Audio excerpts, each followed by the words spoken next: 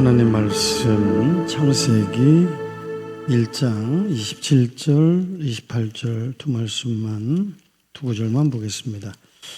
오늘 함께 오실 하나님의 말씀은 구약성경 창세기 1장 27절, 28절, 제가 27절 읽고 여러분들 28절을 읽으시면 되겠습니다.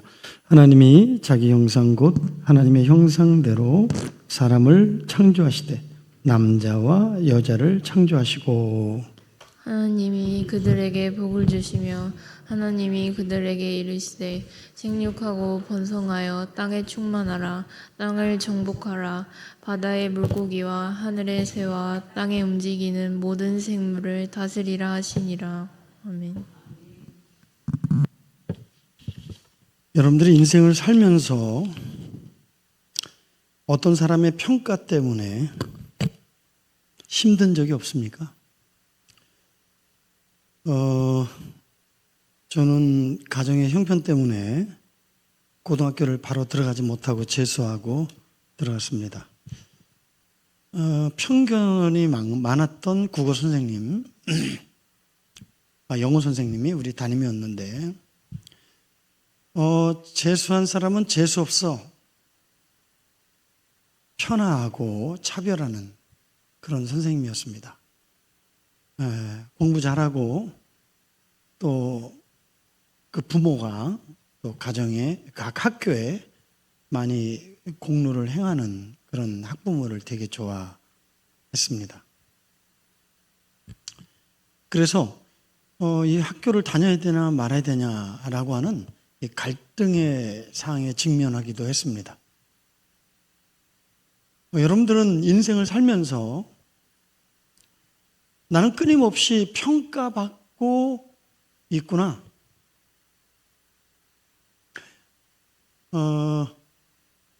인생 자체가 평가받고 있다라고 하는 그런 것 때문에 혹시 좀 답답해 하신 적은 없습니까? 우리의 삶을 돌아보면 학교에서도 성적으로 평가하고요. 직장에서도 업무 능력으로 평가하고요. 이 사회에서도 잘났냐 못났냐, 또 성공했냐 실패했냐, 또 실력이 있냐 없냐, 끊임없는 평가 속에서 우리가 살아갑니다. 이것은 무엇을 의미하냐면 우리의 인생이 끊임없이 남의 기준에 의해서 살고 있다는 거예요. 이 이야기에 대해서 여러분들의 조금 더 실감나는 이야기를 하나 해드리겠습니다. 맥스 루케이노라고 하는 목사님이신데 그가 쓴 동화 이야기 너는 특별하단다라는 그걸 보면, 거기 보면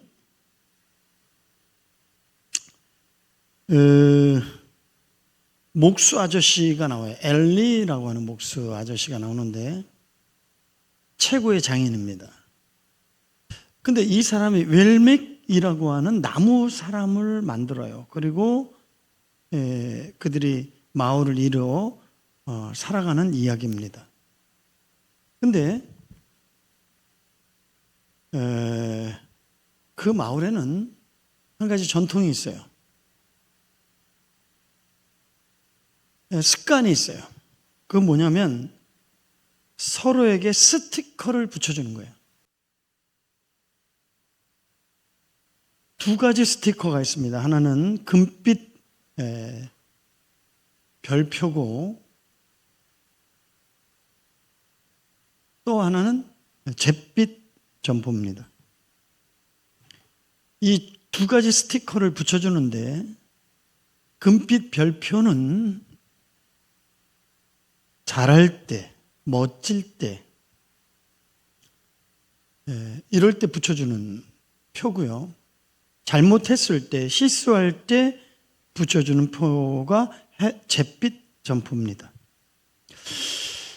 이 이야기를 읽으면서 저는 현대의 우리들의 모습 아닌가? 사람들이 서로 금빛, 잿빛을 서로 스티커를 붙이며 평가하며 그 평가에 의해서 또 자기 자신의 가치를 매겨가며 가격표를 매겨가며 살고 있지는 않은가 이런 생각이 듭니다.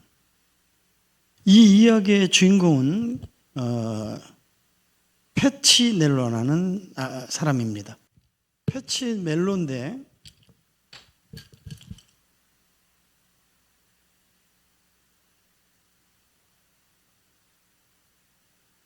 이 패치멜로라고 하는 아이는 늘 잿빛 전표만 받는 거예요. 잘하는 게 없어요. 잘하는 게 없고 늘 실수해요. 그러다 보니까 이렇게 되는 거예요.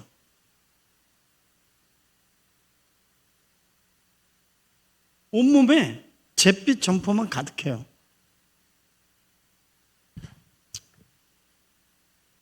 그리고 스스로가 이렇게 생각했어요. 나는 가치 없어, 쓸모 없어, 별로 필요한 존재가 아니야. 이런 부정적 자아상 가지고 위축되어져서 살고 있었습니다. 그러던 어느 날 한 여자아이를 만나요. 그래서 그 아이 이름이 루시아라는 여자아이였습니다. 그런데 신기한 거예요. 이 여자의 몸에는 금빛 별표도 잿빛 점포도 없는 거예요. 아니, 금빛 점표를 붙여도 떨어지고 잿빛 점표를 붙여도 떨어지는 거예요. 신기한 거예요.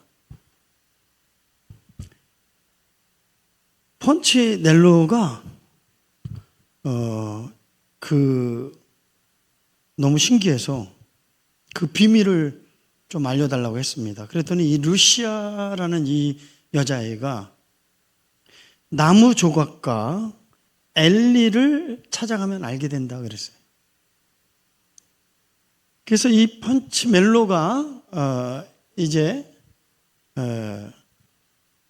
그 펠멧이라고 하는 나무 사람을 만든 나무 조각가 엘리를 만나게 됩니다. 그 나무 조각가 엘리는 펜치멜로에게 아주 중요한 이야기를 합니다.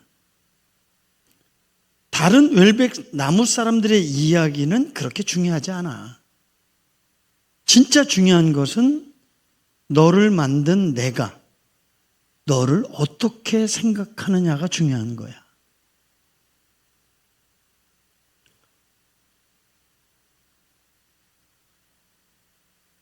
남들의 시선에 속상해하지 마렴. 너는 오직 나의 웰빅 이유로만이라도 너는 특별한 존재다. 그래서 제목이 너는 특별하단다. 이런 책이에요.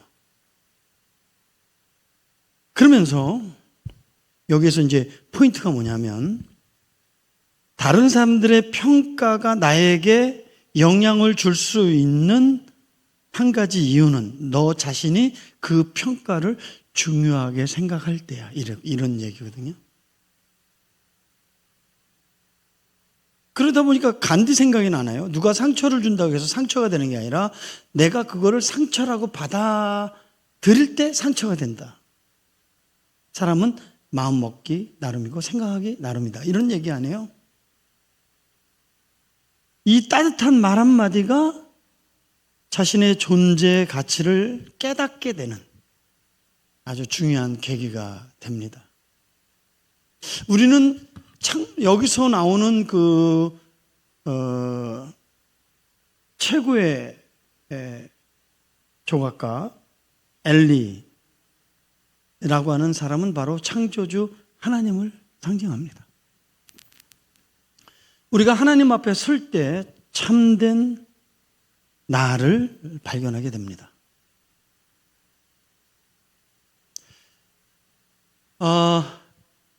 여기 최고의 장인은 바로 하나님이시죠. 그 하나님께서 우리 인간을 이렇게 만드신 거죠. 다 같이 한번 읽어봅시다. 시작.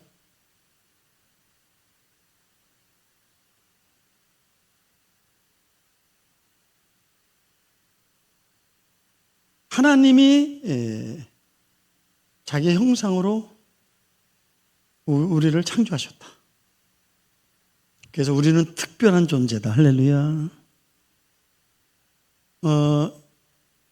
우리의 가치는 다른 어떤 조건보다도 인간이기 때문에, 하나님이 우리를 사랑해서 인간으로 만들었기 때문에 인간 자체는 존귀한 존재다. 그런 얘기예요.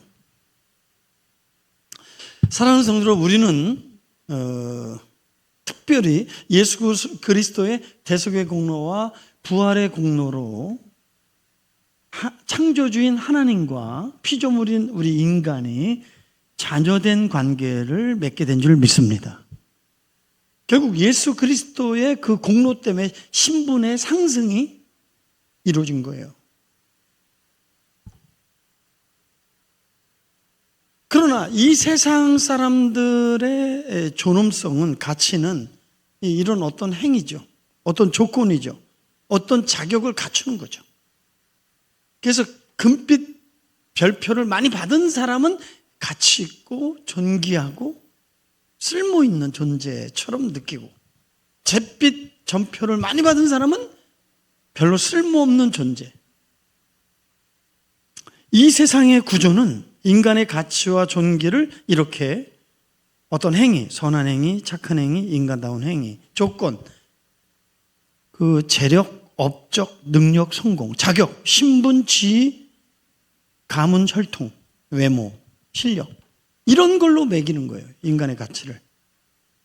그래서 1등급, 원뿔, 투뿔, F등급, 인간을 이 가격을 맺는 거예요. 그러나 우리 예수님은 그 사람이 죄인이든 의인이든, 선한 사람이든 악한 사람이든, 남자든 여자든, 많이 배운 사람이든 못 배운 사람이든, 돈이 많든 적든 예외 없이 동일하게 하나님이 사랑하십니다. 그래서 이 하나님의 사랑받은 존재가 될 때, 하나님께 사랑받았다, 이것이 얼마나 고귀하고 가치 있고 존귀한 일인지 모릅니다. 그런데 우리는 끊임없이 이 세상에서 이 세상적 패러다임, 평가 중심의 이 세상에서 그것이 전통이고, 그것이 문화가 되고, 사회 분위기가 되고, 우리는 습관이 되어버렸어요. 이미 우리가 이런 세상적 어떤 이런 조건을 따라서 자기를 평가하게 되면 이 사람은 열등감에서 벗어날 수 없어요. 자유로운 존재가 될 수 없어요.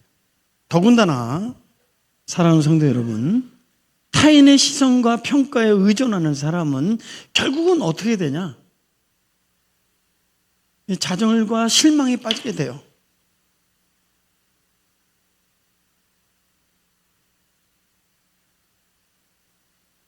왜냐하면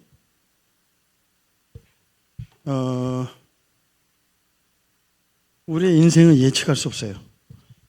잘 나가던 직장이 명퇴, 그리고 교장 선생님이 지금 택시 운전하고 아파트 관리인이 돼서 그거라도 해서 용돈 버는 거예요. 그 사람이 교장이 되었을 때, 또 높은 공직에 있을 때나 잘 나갈 때는 그런 사람들을 비웃었어요. 근데 자기가 은퇴하고 갈 데도 없고 할 일도 없으니까 그것도 없어요. 그런 일도 찾아도 없어요.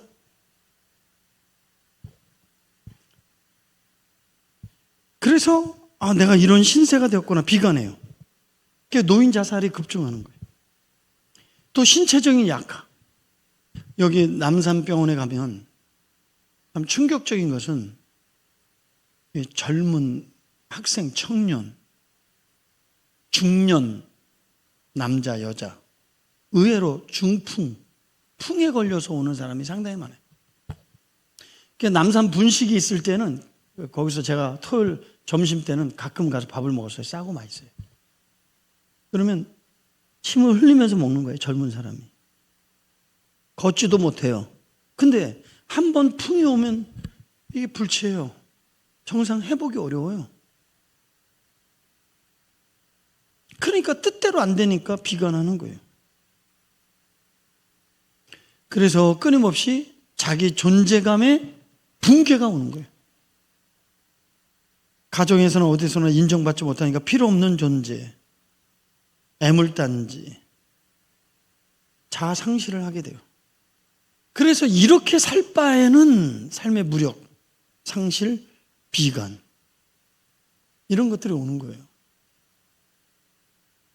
그러나 사랑하는 성도 여러분, 우리의 존재는 어떤 조건이나 자격이나 어떤 행위가 아니라 하나님께서 우리를 존귀한 존재로 창조하신 줄 믿습니다. 하나님께서 우리를 막 찍어낸 게 아니에요. 공장에서 찍어내듯이 사람들을 찍어낸 게 아니라 하나님께서 인간을 사랑하시고 세밀한 계획을 가지시고 심히 보기 아름다운 모습으로 우리를 창조하신 줄 믿습니다. 우리는 하나님의 걸작품인 줄 믿습니다.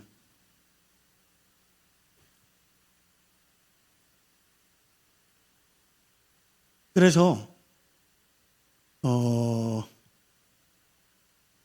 하나님께서 우리를 창조하실 때 특별하게 창조했기 때문에 여러분들 지문도 다 틀려요. 얼굴도 다 틀려요. 역사 이래로 김성우 안수집사님 같은 분은 없어요. 그건 뭐예요? 공장에서 찍듯이 우리가 막 생산한 게 아니에요. 하나님은 심혈을 기울이시고 그리고 하나님이 특별하게 심히 보기 아름다운 존재로 창조하신 줄 믿습니다. 그래서 우리는 가치 있고 소중한 존재로 이미 하나님이 사랑하셔서 우리를 창조하셨고 우리는 이미 사랑받은 존재고 특별한 존재로 우리를 창조하신 줄 믿습니다.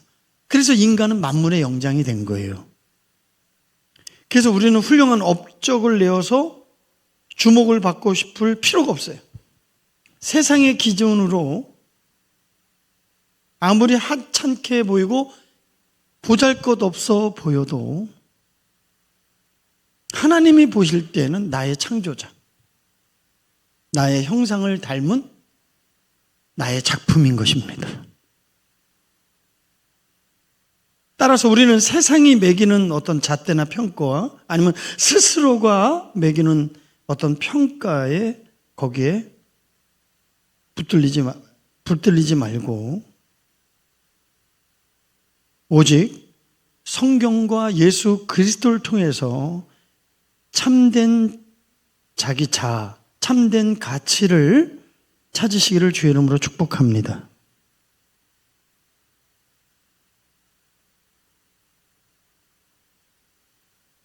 우리는 하나님 안에서 특별한 존재로 애정을 갖고 우리를 창조하셨어요. 그래서 세상적인 잣대로 보는 육신적 시각을 버리고 우리가 하나님의 시선으로 우리 자신과 세상을 보는 눈이 열리기를 축복합니다. 할렐루야. 우리가 이건희 손자, 그 회장 자녀는 특별한 존재죠. 빛나는 존재들, 주목받는 존재들. 특별한 특권을 갖고 태어난 존재들인 것처럼 우리는 하나님이 창조한 특별한 존재라는 사실을 기억하십시오.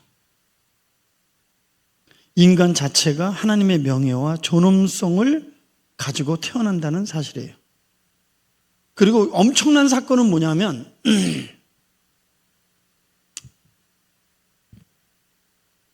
하나님께서 우리를 사랑하시고 우리를 다시 되찾기 위해서,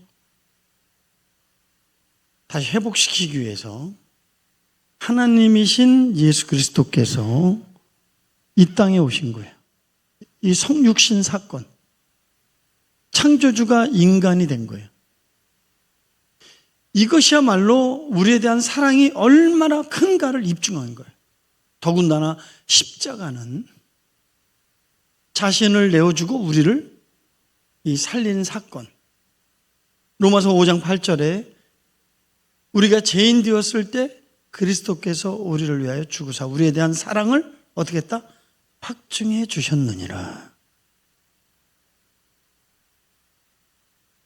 그래서 우리 예수님이 이 땅에 오셔서 성육신 하시고 이 땅에서 행하신 그 모든 사랑이 우리에 대한 애착, 우리에 대한 애정을 보여주는 거예요. 그리고 결국은 우리를 어떻게?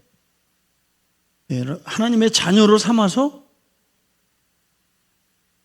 인간이 신이 되게 하신 프랑스와 발레옹은 이런 행위는 우리 인간을 신이 되게 하신 것이다. 그러니까 우리는 하나님의 자녀이고 왕자이며 공주인 것입니다. 소중하고 가치 있는 존재라는 것이죠. 사랑하는 성도 여러분, 우리는 그리스도 안에서 우리 자신들을 찾아가야 될 줄 믿습니다. 우리가 그리스도 안에 있을 때 참된 자기를 찾게 돼요. 그리스도 안에 있을 때 우리가 얼마나 소중하고 가치 있는 존재인 것을 발견하게 되는 거죠.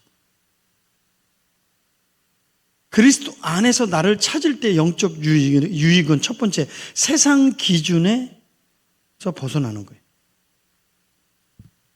돈이 얼마나 있냐? 외모가 예쁘냐? 너의 가정은 어떠냐? 많이 배웠냐? 못 배웠냐? 신분, 지위, 재력, 스펙. 여기로부터 자유할 수 있어요. 저도 누구보다도 열등감이 많은 사람이고 검은 선글라스를 끼고 살았던 사람. 자신과 나와 이 세상을 바라봤어요. 다 꺼멓게 보이죠. 그런데 하나님께서 내가 늘 강조했듯이 너는 하나님의 자녀야. 너의 아버지는 하늘에 계신 너의 아버지시다. 그냥 지식이 아니라 어느 순간에 쿵 하고 내 가슴 속에 뜨겁게 훅 들어오면서 맞아. 하나님 아버지가 진정한 나의 아버지야. 그리고 나는 그의 자녀야. 하나님이 나를 사랑하셔. 그 사랑이 나를 숨쉬게 하고 그 사랑이 나를 바꾸고 있어요. 그래서 제가 목회의 길을 가게 된 것도 하나님의 이 사랑을 알게 하시려고. 저는 이 한 가지 확신. 하나님의 이 사랑을 만나면 그 사람의 운명은 바뀐다. 어떤 사람 망가졌다 할지라도 회복된다. 치료된다. 그런 확신이 있어요. 왜냐하면 내 자신이 그걸 경험했기 때문에. 여러분, 그리스도 안에서 참된 나를 발견하면 세상의 평가에서 자유로워집니다.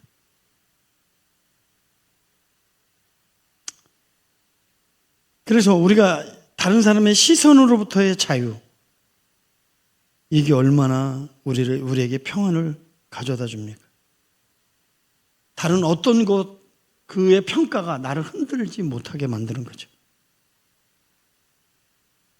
그리고는 이전과는 다른 새로운 가치, 영적인 가치를 소유하고 영적인 목표를 추구해요. 멋진 삶이 펼쳐지는 거예요. 성경과 예수 그리스도를 통해서 주신 자아상,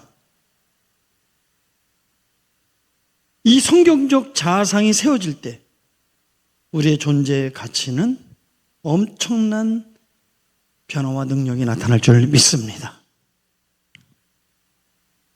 그래서 중요한 것은 모델링이에요. 모델링. 그래서 성경의 인물을 모델링해라. 특별히 여러분들에게 추천하고 싶은 인물은 아브라함입니다. 아브라함.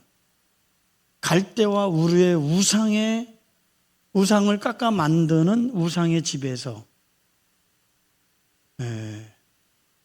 아브라함이 선택을 받았어요. 그래서 아브라함은 자기 탐색의 모델, 그 하나님이 주신 약속의 말씀을 가지고 자기를 이렇게 살폈어요. 자기의 미래를 탐색했어요. 타인의 시선이나 잣대에 좌우되거나 흔들리지 않고 하나님께서 나를 믿음의 조상, 복의 통로로 삼으셨다. 믿음 초보 시절에는 또 사람의 평가가 두려워서 엄청난 실수를 범했지만 그 실수를 통하여 깨닫고 나서 그는 하나님 앞에 자기를 세워가며 오직 하나님의 주신 약속의 말씀으로 자기를 세워나갔습니다. 나는 특별히 선택받은 하나님의 사람이고 그리고 믿음의 조상이 될 것이며 복의 통로가 될 것이다. 특별히 사마리아 여인을 또 소개합니다. 방어 기제로부터의 해방, 자기 방어 기제를 허물기. 그는 상처로 인하여 누구도 들어오지도 못하고 또 자기 자신을 보이지도 못하는 그런 여인이었습니다. 근데 예수님을 만나고 내면의 장벽이 허물고 그리고 다른 사람과의 아름다운 관계가 회복되어 다른 사람의 리더가 되었습니다. 복음에는 능력이 있습니다. 모세는 실패와 좌절을 극복한 인물이죠. 그래서 이 충동적 감정을 이기지 못하고 살인을 범하고 도망자가 되어 방황합니다. 광야에서 방황하죠. 40년을 방황합니다. 자기의 한계와 좌절 그리고 체념 상태에 살아갑니다. 근데 어느 날 하나님이 나타나셨어요. 그리고 그 하나님이 주신 말씀이 그를 변화시킵니다. 너는 민족을 구원한 하나님의 지도자가 될 것이다. 너를 통하여 큰 일을 행하리라. 하나님이 주신 말씀, 그 말씀으로 자기 마음을 도배했어요. 기드온도 마찬가지죠. 포도원 즙틀을 자는 농부에 지나지 않지만 큰 용사요. 그 하나님의 말씀을 듣고 그분이 큰 용사로 만들겠다. 내가 너를 큰 용사가 되게 하리라. 자기도 그걸 받아들여서 민족의 지도자가 되고 여러분들이 유명한 그 횃불 전쟁, 큰 업적, 공적, 그리고 그 후손들이 빛나게 만드는 인물이 되지 않았습니까? 자, 여러분들에게 38년 된 병자를 소개합니다. 부정적 자아상에 사로잡혀 무기력, 자포자기, 절망 중에 사로잡혔던 이 한 사람. 그러나 예수님을 만나고 스스로 자리를 털고 일어나면서 새 삶을 살아가게 된 줄 믿습니다. 특히 사도 바울은 대표적으로 타인의 평가에 가치를 두었고 이 세상적 패러다임을 추구했어요. 특별히 유대인들이 추구하는 패러다임은 율법이에요. 그리고 이스라엘 유대 사회의 가장 빛나는 존재는 대제사장이에요. 그런 것을 통하여 자기를 위대한 인물이 되고 싶었어요. 그리고 지나친 자기 도취, 나 아니면 안 돼. 유대교를 지킬 수 있는 존재는 나다. 앞장서서 기독교를 박멸하려고 했어요. 그리고 자기 가치를 증명하려고 목숨을 걸었어요. 어느 정도 인정을 받는 것 같았어요. 그러나 부활의 주님을 만나고 이 모든 것이 헛되다는 사실을 발견했어요. 그런 것들을 통해 자기 존재를 증명하려고 했던 내 삶이 얼마 어리석은지를 알게 됐어요. 도리어 하나님의 원수짓을 하고 있었다. 그 다음에 사단의 종로로 타고 있다는 사실을 깨닫고 죄인 중에 내가 괴수였다라 혁명이 일어나요. 그래서 이 부활하신 주님을 만나고 빛이 임했다라는 거죠. 어둠의 빛이 임한 거죠. 하나님의 빛이 임한 거죠. 빛이 들어온 거죠. 그 마음의 빛이 비춰진 것이죠. 그 빛이 그를 변화시킨 줄 믿습니다. 그 빛이 자신을 보게 되는 거예요, 제일 먼저. 그리고 내 인생을 보게 되고 이 삐뚤어지고 잘못된 이 세상을 바로 보게 되는 거예요. 우리는 하나님 안에서 나 자신을 찾기, 하나님 안에서 나 자신 심기, 하나님 안에서 내 자신을 세워가기. 그래서 사도 바울은 우리에게 벗고 입는 것으로 비유했어요. 더러운 옷을 벗고 새 옷을 입어야 된다.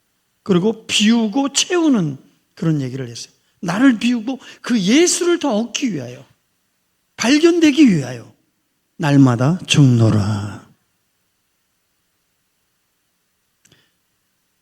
그래서 사도 바울은 자기의 가치를 십자가에서 발견했어요. 뭐라고요? 나의 자랑, 십자가 외에는 자랑할 것이 없다 그러잖아. 나의 다 된 것은 하나님의 은혜입니다.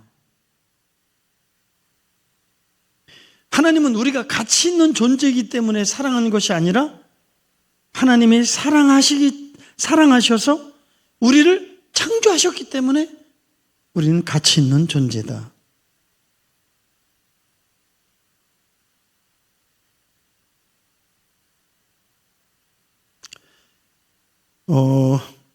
그래서 여러분들의 이해를 돕기 위해서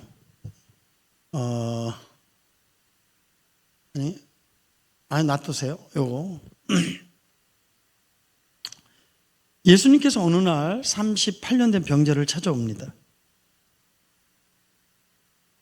이 실로암의 치유에 힘이 있다는 사실을 알고 실로암 목가로 찾아왔어요. 그러나 몸이 중하여 중병에 걸려서 자기의 힘으로는 그 실로암 들어갈 수가 없어요. 다른 사람의 도움이 필요한 거예요. 그러니까 이 사람은 절망 인생이에요. 저 실로암도 자격은 상관없는 거예요. 이런 절망 가운데 빠져있는 이 38년 된 병자에게 누가 찾아오세요? 예수님이 찾아오셔서 뜬금없이 네가 낫고자 하느냐? 이 질문을 던져요. 네가 낫기를 원하느냐? 이 말은 너가 다시 치유받기 위해서, 변화되기 위해서 어떤 행동을 해야 되느냐? 우선 자기 자신으로부터 시작해야 된다는 걸 깨워주는 거예요. 네가 낫기를 원하느냐? 사랑하는 성도 여러분, 우리가 그리스도 안에서 내가 얼마나 존귀한 존재를 깨닫는 거 중요해요. 그러나 그 다음이 더 중요한 거예요. 자, 그 다음에 우리가 이 표를 보면 굉장히 중요한 도전을 말하고 있는 거예요. 주님께서 일어나라. 우리 예수님이 말씀하셨어요. 너는 누워있는 존재가 아니라 일어나야 될 존재다. 그걸 누가 규정해요? 예수님이 규정하는 거예요. 너의 존재 가치를 인정하라는 거예요. 일어나. 그 다음에 뭐예요? 내 자리를 들고 예수님의 말씀을 받아들이고 지금 있는 그 자리, 상처의 자리, 절망의 자리, 포기의 자리, 실패의 자리, 자포자기한 자리에 머물러 있지 말고 일어나라. 내 자리를 들고. 근데 우리는요, 말씀을 잘 들어요. 근데 머물러 있는 거예요. 그 자리에서 일어나서 나가야 되는 거예요. 걸어가라. 미래를 향하여. 과거로부터 청산하고 너를 위하여 예비된 그 미래를 향해서 나아가라. 도전해라. 여러분들의 인생의 최고의 날은 지나간 것이 아니라 지금 여러분들의 앞에 그 날이 와 있는 거예요. 오직 예수님과의 새로운 동행을 통해서만 다시 한번 멋진 삶이 펼쳐질 줄 믿습니다. 아까 서론에 얘기했던 그 이야기, 웰밋 사람나무 이야기로 결론을 맺겠습니다. 미래를 향해 나가라, 그런 거죠. 아무리 훌륭한 배라 할지라도 항구에 닻이 묶여 있으면 성공의 바다로, 행복의 바다로 나갈 수가 없는 거예요. 그 밧줄을 끊어야 돼요. 과거로부터의 청산이 미래를 향해서 우리 주님과 함께 새롭게 멋지게 펼쳐질 수 있습니다. 자, 그러면서 이 이야기의 끝이 당신은 어떤 잿빛 점퍼를 뗄 준비가 되어 있느냐?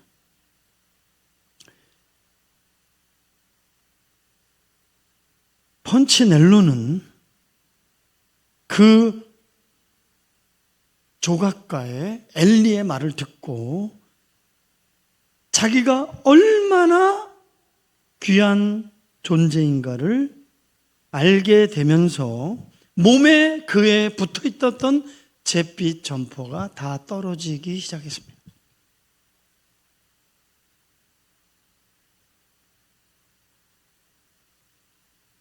여러분들 속에 붙어 있는 잿빛 점퍼는 과연 무엇입니까?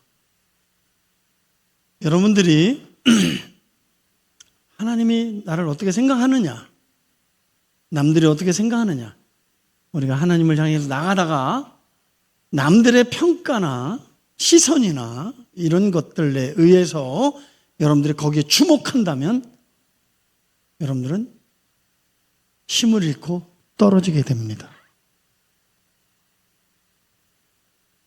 우리는 도리어 잿빛 점포를 띄워버리고 하나님이 내게 붙여주신 이 가치를 들고 전진해야 될 줄 믿습니다. 할렐루야. 그래서 그럴 때 우리의 삶은 빛나게 돼 있는 거예요. 우리는 하나님으로 인하여 우리는 새롭게 창조된 하나님의 걸작이고 예수 그리스도를 통하여 새 생명을 얻은 하나님의 자녀입니다. 여러분들은 모두 그리스도 예수 안에서 특별한 존재인 줄 믿습니다. 나는, 너는 특별하단다. 그 나무 조각가의 엘리의 말처럼 여러분들은 그리스도 안에서 존귀한 존재인 줄 믿습니다. 할렐루야. 하나님 사랑의 눈으로 너를 어느 때나 바라보시고 하나님 인자한 귀로서 언제나 너에게 기울이시니 어두움에 밝은 빛을 비춰주시고 너의 작은 시름에도 응답하시니 너는 어느 곳에 있든지 주를 바라. 아멘.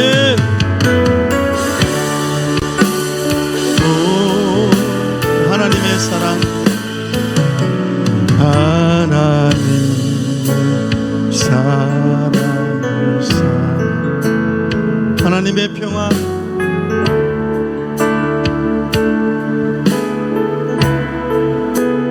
너의 모든 것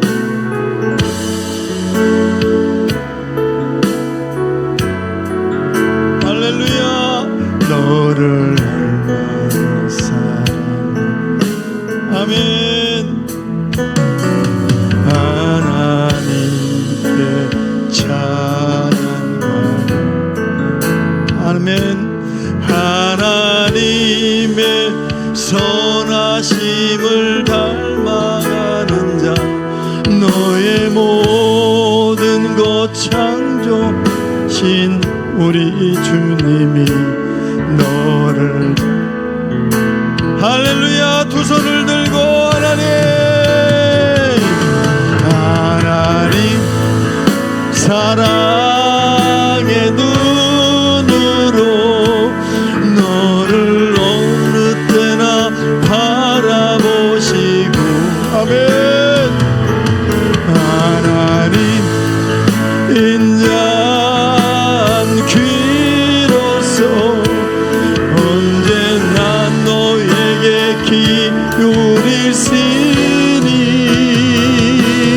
어두움에 밝은 빛을 비춰주시고 너의 작은 시름에도 응답하시니 너는 어느 곳에 있든지 주를 향하고 아멘 하나님 사랑의 눈으로 하나님 사랑의 눈으로 너를 어느 때나 바라보시고 하나님 인자함기로써 언제나 너에게 기울일시니 어두움에 밝은 빛을 비춰주시고 너의 작은 시름에도 응답하시니 너는 어느 곳에 있든지 주를 향하고 주만 바라보지라 우리 주여 삼아 기도합니다 주여